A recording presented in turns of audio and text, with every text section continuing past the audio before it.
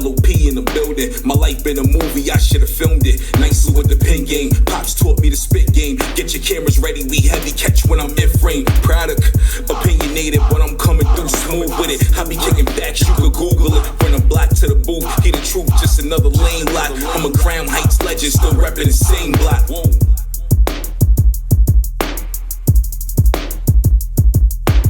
You are now listening to the Life of Produk podcast.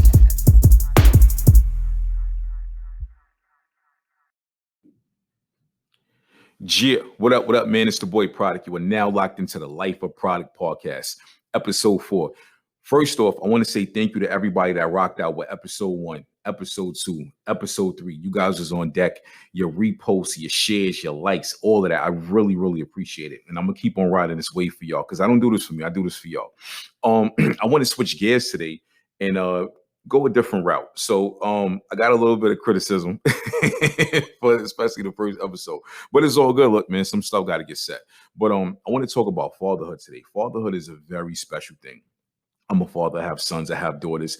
It's a beautiful thing. I feel like having children saved my life. Granted, I was on the right path in life. I wasn't on the bad path in life, but I feel like the curve it took me in, it kind of reiterated that I had to continue to work hard and I had to stay on the right path. And I tell people, I feel like my kids were my little best friends. You know what I'm saying? It was a beautiful thing watching them grow up.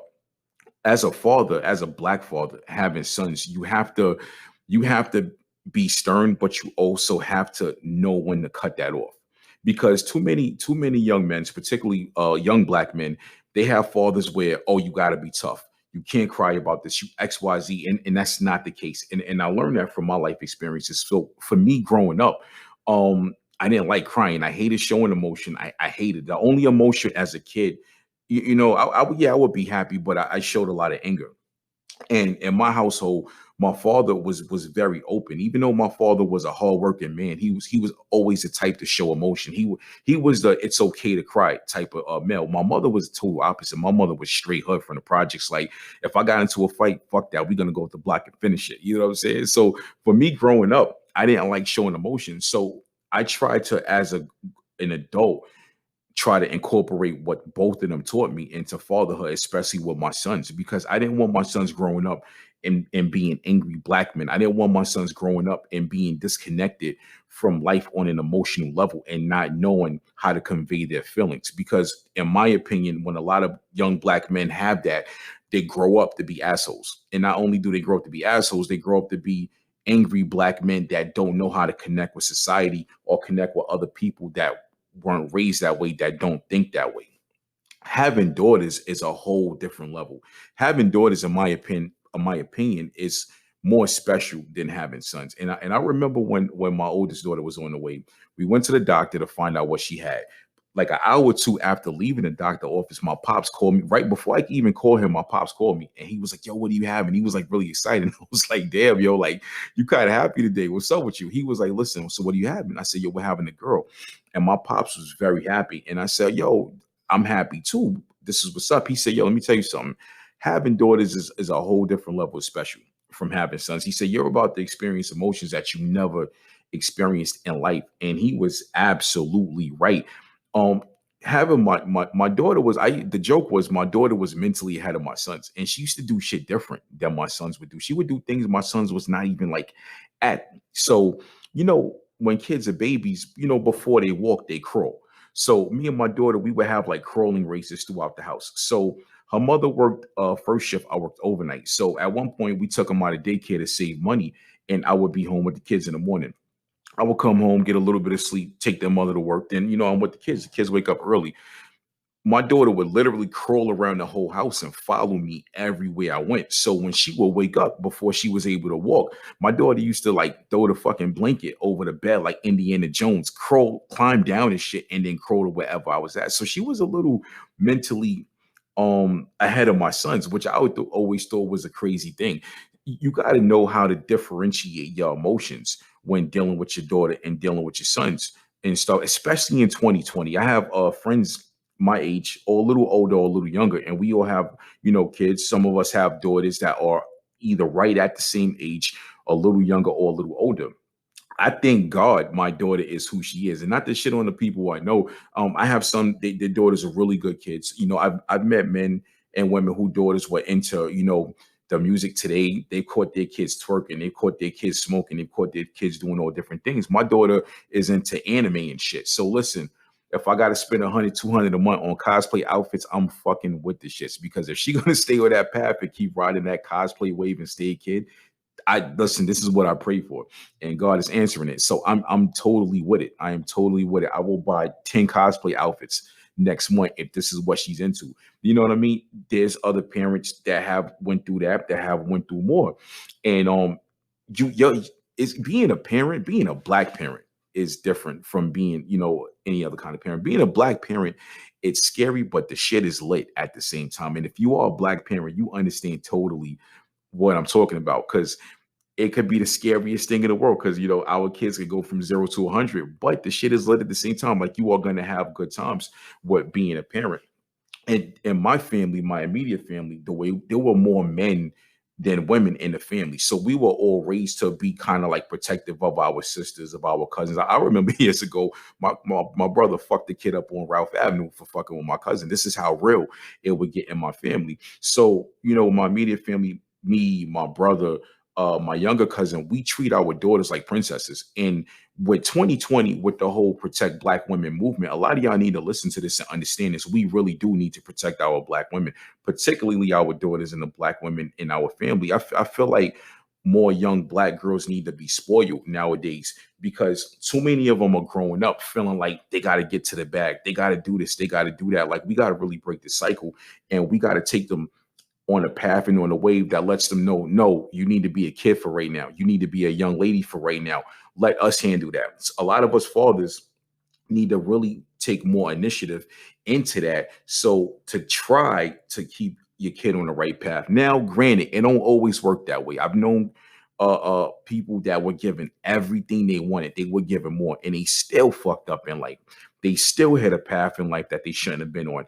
And you can't always predict or coordinate which way in life your kids are going to go. Sometimes, it is what it is, especially in the time that we're living in right now. We got social media, you got Instagram, you got Snapchat. The turn up is serious. The turn up in 2020 is on a whole different level than what it was in 2000, 2001. And I'm speaking from experience, because I was turning up. I still turn the fuck up, but it's on a whole different level. But back to the whole parenthood aspect of it. Having sons is great. You can kind of, as a father, connecting with your sons is a special thing as well. Having daughters is special. Connecting with your sons, it takes patience, because there was an old school saying, like the old school people, is like my uncles and aunts used to say, "Oh, he's smelling his piss now." That's when you growing up, you start feeling yourself. You're a young man, you looking good, you got girls liking you, they hitting your line up. As a father having sons, you have to, at a certain point, keep it real with your sons, your kids in general. You have to keep it real. And I'm going to tell you why you got to keep it real. So the last thing you want is the streets raising your kids. Imagine you're a father and you scolded your kids. You scolded them for smoking weed, for cutting school, XYZ. Then guess what? They found out you did all of that shit, and you lied to them. You made it seem like you was a saint. Now they looking like, damn, my pops done lied to me. I should go back to doing what I was doing before. Imagine that. Imagine you, more fathers need to keep it real with their daughters, because a lot of us was out there bagging and tagging, busting chicks down, and we try to put on this whole facade like we wasn't doing it. Listen, man, I got it in life. Got it in. You can't sit here and come to your daughters, and I'm gonna keep it real with you. When you sit and you have a birds and the bees talk with your daughter as a black father, you better keep it real. You better keep it real, because if you don't keep it real, karma's going to keep it real, and your daughter's going to be out there in the street. You don't want that shit. So imagine you have all these things in your history and you don't incorporate that into these life lessons that you're teaching your kid. And then one day your kid is like, oh shit, boom, boom, boom. But on the flip side of shit, you need to give your kids tough love, because tough love is some shit that will save their lives. I know a woman, her son he was given everything he wanted. He new clothes, new sneakers, everything. He could not stay out the streets. You know what I'm saying? It got to a point she would had to put a house up for lawyer fees, and he still ended up doing 10 years. But guess what? If she had given this young man tough love, maybe he wouldn't have did those 10 years. Maybe at a certain point, if she would have kicked him out the house, stopped funding his fuckery, he would have said, damn, yo, life is real. He might have hit that point a year or two before going to jail and doing 10 years, and he would have saved those 10 years of his life. Thank God he's out now and he's on the right path. He's doing really good in life.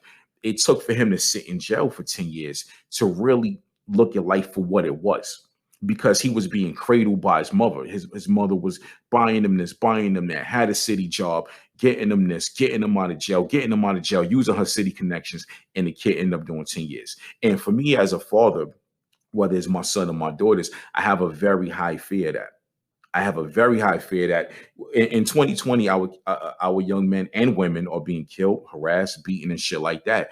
But on the flip side, some of them are doing things and bringing problems on themselves. They're doing things and bringing problems on their households. I don't want to get a call one day, oh, your kid is locked up. When, if I could look back, if that happens, I pray to God it doesn't. I don't want to sit and be like, damn, yo, I should have beat his ass. I should have grounded him or her more. Because as a parent, some of y'all might not want to hear this. I am all for the discipline. If beating my kid ass right now is going to save their life and freedom 3, 4, 5 years from now, I'm going to do it. I'll do it twice, whether y'all want to agree with it or not. Some people don't agree with it. But that discipline hit different, especially when they get older. Because your kid might be 13, 14 years old, feeling himself, quote unquote, smelling their piss, and you kick their ass as a grown man. See, it's different. It's different kicking your kid ass as a child. Yeah. But as your kids get older and you're a little bit older, 13, 14 years old, that's just going to resonate a little different than maybe when they was 4 or 5 years old. You know what I mean? 4 or 5 year old ass whooping, kid get beat, go to sleep, wake up. They don't remember that shit. They fine. They playing with toys and PlayStation after that. So, like I said, having kids is special. It's scary and lit at the same time, and it's kind of hard to put that in a full explanation for y'all. Being a father is a very special thing. Then too, you get to relearn yourself as a parent. You learn things about yourself you've never known. I remember all of these lessons from my mother, from my father, and things like that. Random weird ass lessons, but they stuck with me. I remember one time when I was a kid, my mother was frying chicken. She comes to me randomly and says, hey, don't ever fight somebody on PCP. It'd be like fighting 10 people. And I was like, fuck is she talking about fighting somebody on PCP? A few years later, I'm sitting watching Cops with my pops on like a Saturday. And he's like, yo, look, they can't even take him down. He on PCP. And I'm like, oh shit, my mother just told me this a few years ago. And I know that's random, but these life lessons that your parents hit you with, you never know which one you'll hit your kids with, and they're gonna remember that.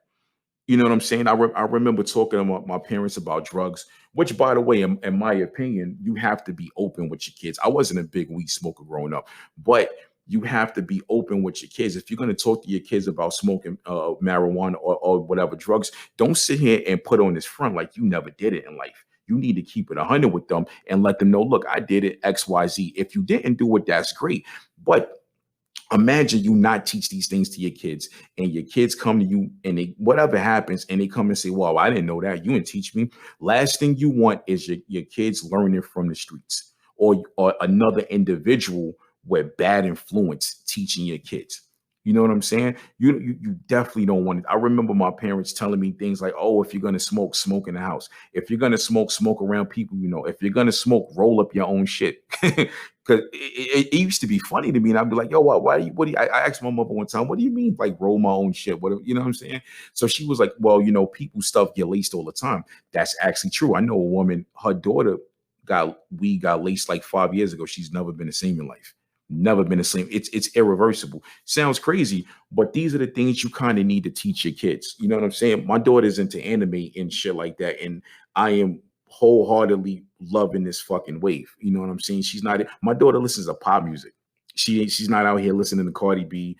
You know, shouts out to Cardi B. I'm not a hater. She's not listening to Megan Thee Stallion. Shouts out to Megan Thee Stallion. But if I could keep this for another 5 to 6 years, God is good.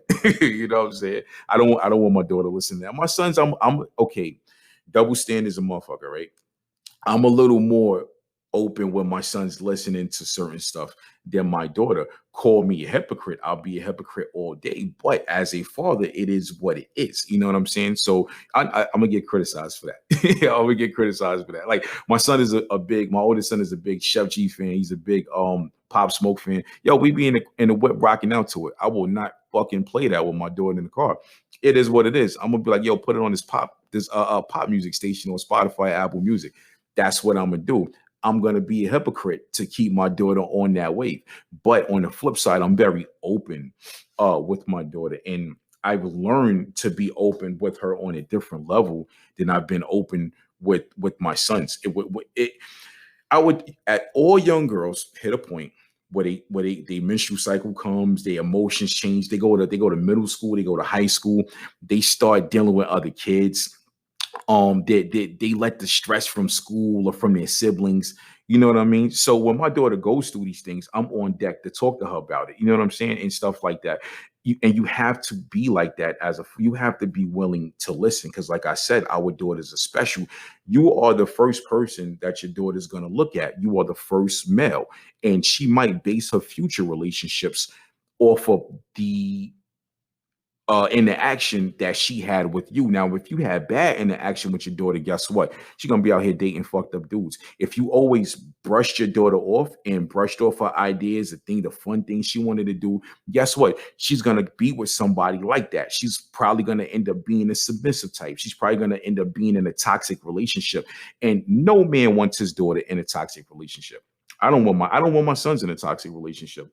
And listen, man, as long as I'm able-bodied, my daughter ain't gonna be in a fucking toxic relationship. That shit ain't happening. Nah, I'm coming with the blicky. So at the end of the day, you have to put your best foot forward when you have kids, especially when you have a daughter, because you are the influence. As a man, as a father, as a Black father, you are the influence. Let's keep it real. Let's keep it real, right?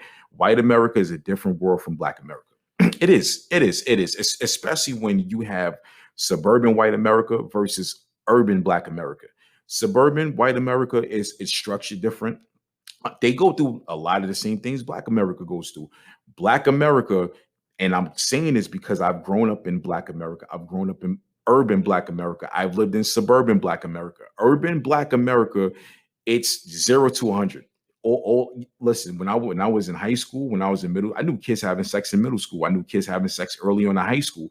When it's a little more open in urban Black America. Those things, those scary things that us parents think about. I remember being in the fucking 8th grade and the kids in the back of the class was rolling up.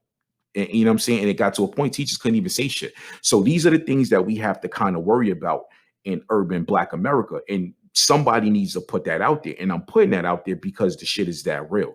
You know what I'm saying? I knew kids that was hustling, selling drugs in middle school.